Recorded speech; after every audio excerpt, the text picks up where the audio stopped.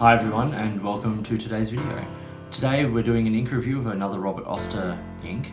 I've been doing a few of these recently and I've still got a few more to go. These are wonderful inks made here in Australia. Today we're looking at eucalyptus leaf, which comes in this bottle. I have this in the Ink Art Ink version. I've had it in the signature line as well, and the performance is more or less exactly the same. The Ink Art Ink line having just a few added extras in the ink process to allow for things like UV protection and some more sort of extravagant art techniques, which I won't be going into in this video. I'm mainly focusing on the performance of the ink in an everyday sort of writing situation. So this is a beautiful sort of dark, dusty green colour. I think the eucalyptus name suits it very, very well. It's a beautiful ink, and let's see how it performs. Well, here we have Robert Oster Eucalyptus leaf here in the 50ml Ink Art Ink bottle. Standard sort of shape bottle from Robert Oster. As I said, the Ink Art Ink is basically slightly art-conscious ink, so things like UV protection and extra lubrication being added into the ink. It performs more or less the same as the signature ink. I had the signature before I had this bottle. This is my second bottle of the ink, and I think it's a really, really great ink. Let's look at it here on the colouring card. As you can see, it's sort of a nice dusty dark green with some nice dark shading in the ink. It's really quite a nice ink indeed. I want to have a quick look at a couple of other inks now, just sort of in comparison. The first one we'll look at is Ackerman's Dutch Masters Duo's Emerald Green. Now this ink is similar, sort of perhaps a touch lighter, and has a bit sort of more red sheen on it, but is sort of more or less in the same colour family. Then we have a couple of sort of more sort of standard greens, Diamine Sherwood green here, which once again has a lot of red shading in it, sheen in it, sorry, and it's a bit more vibrant. And then here we have Sailor Bungbox Norwegian Wood, which is a slightly richer, darker green, but once again not a heavy sheener, but some nice shading nonetheless. Let's look at the chromatography now. So we have here the standard sort of chromatography. You put a line, let the water seep it up. You get some nice sort of pinks coming through, and then sort of a range of yellows and greens in the middle there, and a nice sort of bright, vibrant blue at the top. It's a really interesting sort of chromatography, and something that we see a lot from Robert Oster inks in terms of how much they actually have this sort of mix of colours. But this is, each one will be slightly unique, and this is the one for eucalyptus leaf. So let's look at how it performs on paper. This is the most important thing. So here we have Rhodia 80-gram paper. As you can see here in the swab there, try and get a bit more light on that if we can. There we go. That's a bit better.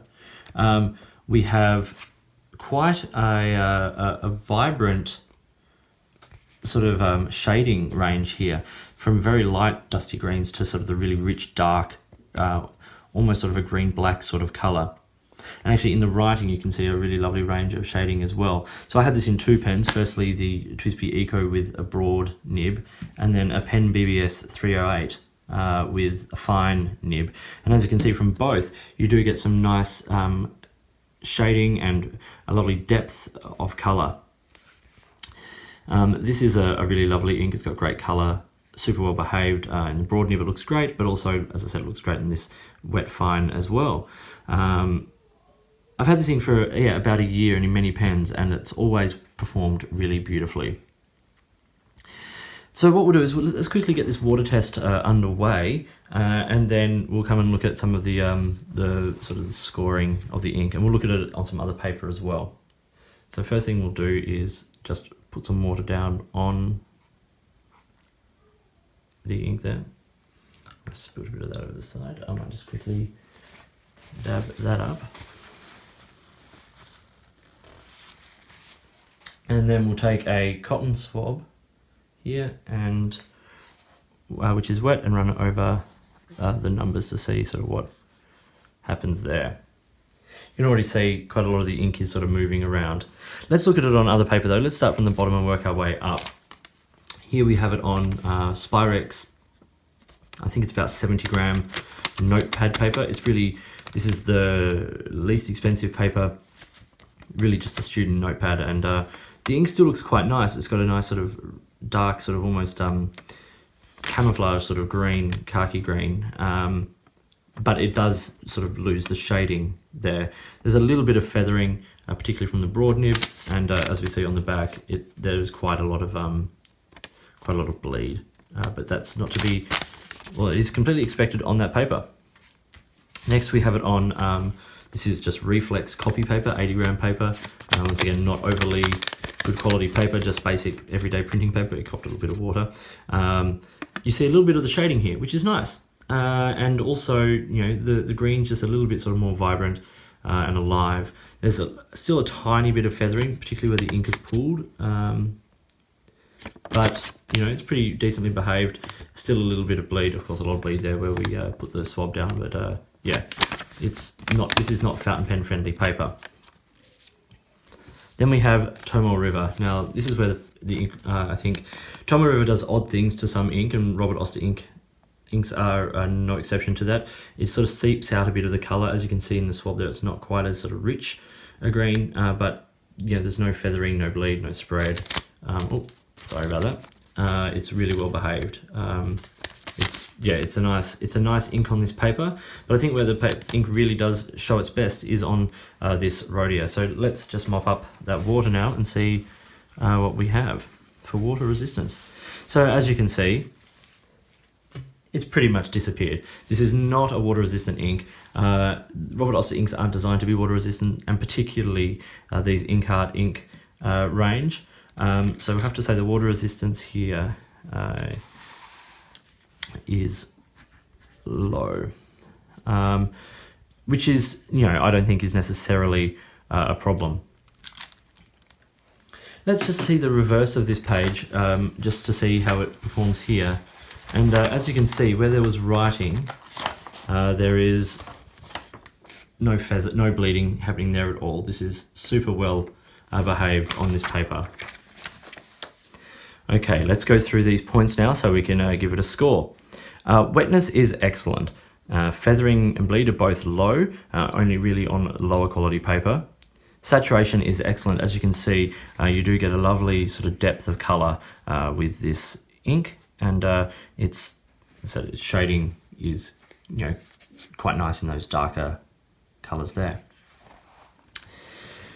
Sheen is low. Even on Tomoe River, you don't really get anything happening there at all. Water resistance low, cleaning is okay. It does take a little bit to get out, more than some other Robert Oster inks, but certainly much better than a lot of other green inks, which greens, blues and reds tend to sort of hang around, in my opinion, in my experience. So this is fairly good. Dry time is moderate. Here on the Rhodia it was 25 seconds.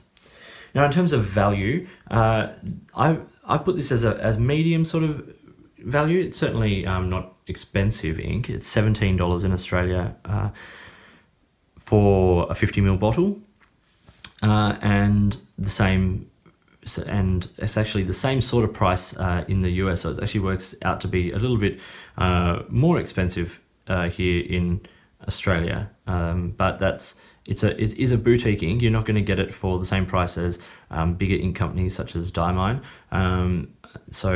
But you do get a lovely ink for the price. Okay, so let's give this a score. Now, it's obvious, I think, that I quite like this ink. It is a beautiful color. It performs well. I've used a lot of it, and it's an ink that I recommend to people when they use it. So I'm going to actually give this a 4.5 out of 5. And yes, there is a certain personal element within that score. So based on performance, it'd probably be something around a 4, but this is a color that really appeals to me. The performance is lovely, and I think it's a really, really great ink at any price. It's a beautiful color, and I really do recommend this ink. Well, that was Robert Oster Eucalyptus leaf. As I said, a lovely dark dusty green and made here in Australia. The bottles are environmentally friendly. The company is socially conscious, which is a really good thing in my book, and it goes well beyond just producing ink for Robert. So get behind this company, get behind this ink. There's a great range of inks in both the Signature and in the Ink Art ink line, but also the Shake and Shimmy line, and which is the ink with particulates, ranging in colour depending on the ink itself. And there's also constantly limited edition inks or special edition inks coming out, like a series of inks based on colours from the 70s and the 80s and etc. And also pen shows and things like that. So keep an eye out for them. Look at your local shops, look online. These are really interesting inks, mostly really well behaved, particularly the blues and greens and the colours in that sort of family, turquoises, teals. He produces them really very well. So keep an eye out for them, and hopefully you will enjoy them as well. I hope you enjoyed this video and found it useful. If you did, please subscribe to my channel and hit the notifications button to stay up to date with the videos that I produce. Please don't forget to like this video to let me know that you appreciate the work that I'm putting in and hopefully getting something out of these videos. Please feel free to get in touch with me on any of the platforms listed below. Email, Twitter, Instagram. I am at the _offstage_me on Instagram and Twitter. So come and say hello over there as well. And in the meantime, enjoy your pens, enjoy writing, and I'll talk to you later.